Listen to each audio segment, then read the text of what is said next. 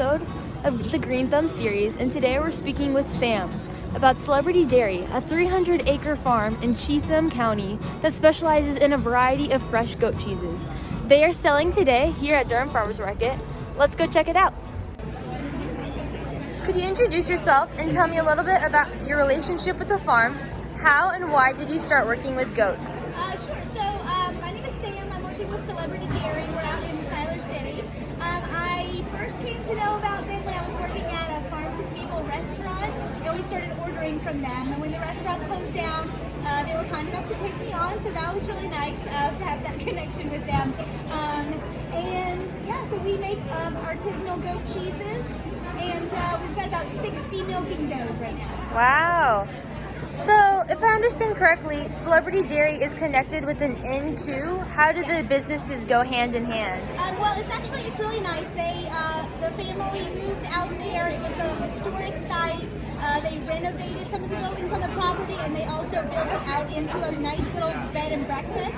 And then they built up the dairy, and it's really nice when guests get to come out because they get to visit with the goats, and so it's kind of like agritourism in a way, which is really, it's nice to have both of those revenue streams, I think, for the farm. I'm glad to hear that. With the rise of greenhouse gas emissions, there's a lot of hesitancy now surrounding dairy products.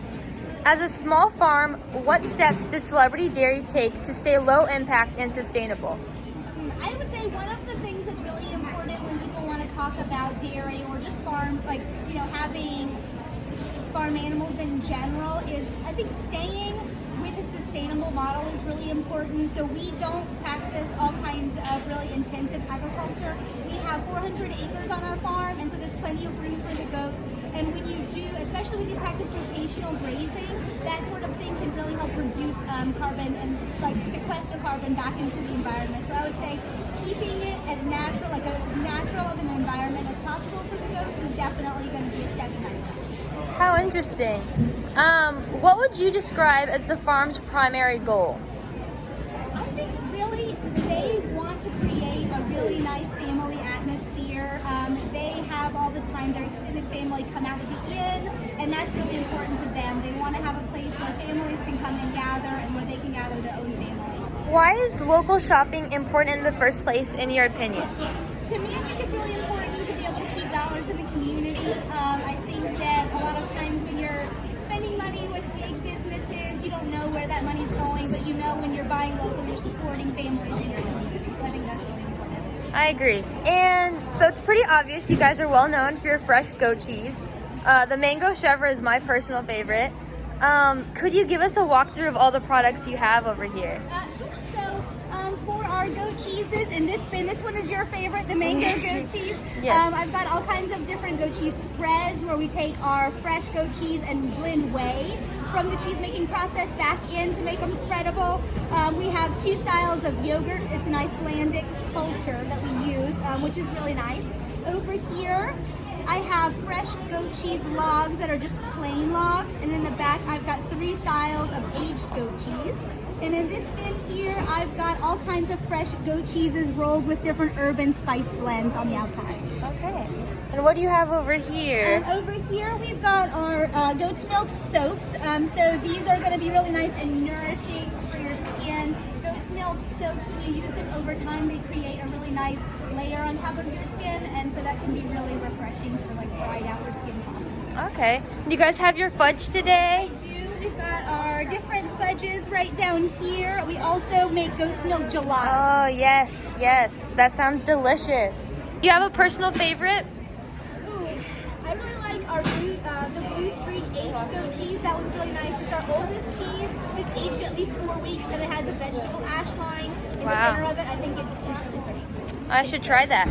Now, I've heard the owners use French techniques, so if I was an apprentice at the farm, could you walk me through the cheese making process?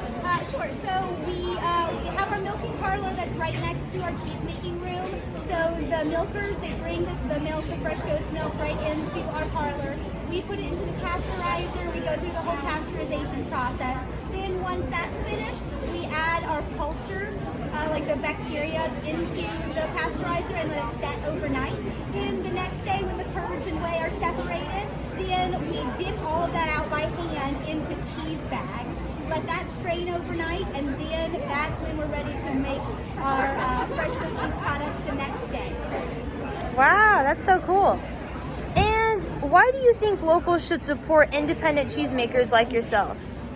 I think it's a really nice artisanal skill that not a lot of people know a lot about. You have people who do lots of handcrafts, and that's pretty popular, and a lot of people can pick that up. But I think cheese making, it's hard to just try to figure out how to do that yourself. So I think it's important not to lose those skills. I definitely agree. So it was lovely talking to you. Thank you. To wrap things up, we just have one more question. I plan to ask everyone this throughout the series. If you were speaking to a classroom full of students, what would you tell them to spark their interest in the sustainable agriculture industry?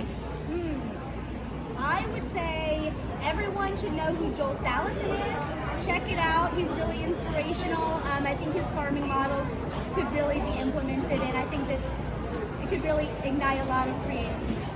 Okay, thank you. Bye. Have a good day.